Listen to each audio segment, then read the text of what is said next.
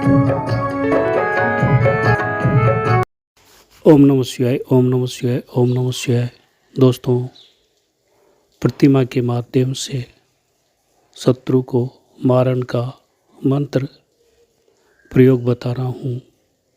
यदि आपको कोई शत्रु परेशान कर रहा है और जान माल पर आ पड़ी है, ऐसी स्थिति में आप उससे जीत नहीं सकते हैं। वो आपसे शक्तिशाली है, पावर वाला है, धन बल वाला है और आप उसको परास्त नहीं कर सकते। ऐसी स्थिति में आपको इस मंत्र का प्रयोग करना है। आपको करना है कि शनिवार की रात्रि को शमशान में जलती चिता के पास जाना है। वहाँ पर आपको निवस्त्र होकर बैठ जाना है और मैं जो मंत्र बता रहा हूँ उस मंत्र का सूर्य उदय से पूर्व तक मंत्र जाप करना है और सूर्य उदय से पहले चिता को प्रणाम करके चिता में से कोयला और राख लेकर घर आ जाना है। मंत्र इस प्रकार से है। खंग मारे कालिका, भुजंग मारे भैरव, जपट के मारे दुर्गा, कहे अलमस्त, होई पस्त जो मुझको सताएगा। खंग मारे कालिका, भुजंग मारे भैरव, जपट के मारे दुर्गा, कहे अलमस्त, होई पस्त जो मुझको सताएगा। दोस्तों, ये था मंत्र। इस मंत्र को चिता के सम्मुख बैठकर सूर्य उदय से पूर्व तक जाप करना है और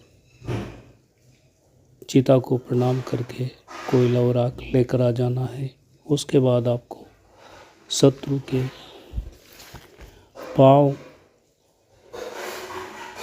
की धूल प्राप्त करके उस धूल में राख मिलाकर तथा पीली मिट्टी मिलाकर शत्रु की प्रतिमा बनाना है और उस प्रतिमा को कोयले के ढेर पर रख देना है। कोयले के ढेर पर रखने के बाद हृदय के स्थान पर शमशान का कोयला रख देना है और फिर कोयलों से उसको ढककर उन कोयलों को सुलगा देना है। ये क्रिया करते हुए मंत्र जाप करते रहना है। मंत्र बोलते हुए कोयलों को सुलगाना है। प्रतिमा तैयार करना है। कोयले प्रतिमा के ऊपर रखना है। कोयलों में अग्नि प्रज्वलित करने के बाद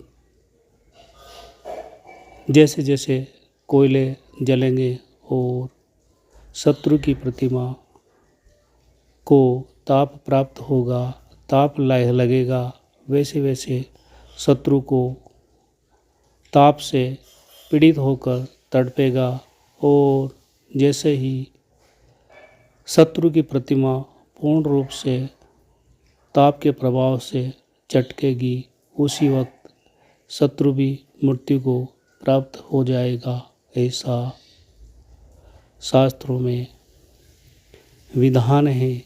दोस्तों, ये शमशानी और तांत्रिक क्रियाएं हैं। इस किसी भी तांत्रिक क्रिया को करने से पूर्व गुरु का मार्गदर्शन आवश्यक होना चाहिए तथा गुरु के सानिध्य में ही क्रिया करना है। साधक जो भी प्रयोग करता है उसके पास रक्षा मंत्र, घेरा मंत्र, दिशा बंधन मंत्र, आसन बंधन मंत्र इत्यादि का प्रयोग करना होता है। यदि आपके द्वारा ये क्रिया की जाती है और वह व्यक्ति आभास होने पर अथवा तकलीफ होने पर किसी तांत्रिक के पास चल जाता है और तांत्रिक से तंत्र का प्रभाव समाप्त करने की कामना करता है, तो वो तांत्रिक उस क्रिया को वापस पलटा देता है, लौटा देता है।